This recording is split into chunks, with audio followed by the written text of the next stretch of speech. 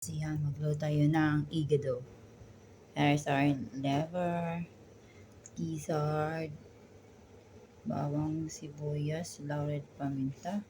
Lagyan natin ng kaunting tomato paste and kaunting soya sauce.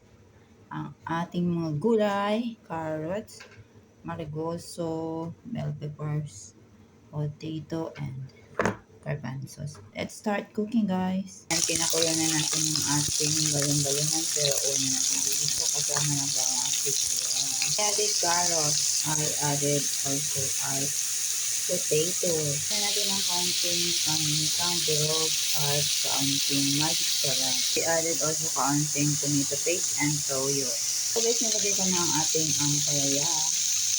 I added green bell pepper. Ay, no, hindi pala green.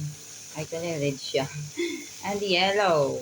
Ayan, nandito na tayo, guys. Guys, ilalagyan na natin ang ating green peas. Ayan muna natin, guys, ng sandaling minuto. Ayan.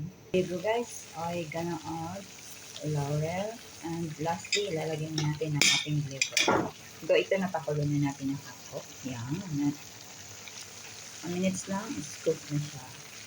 Guys, it's done. God bless everyone. Have a nice day. Thank you for watching.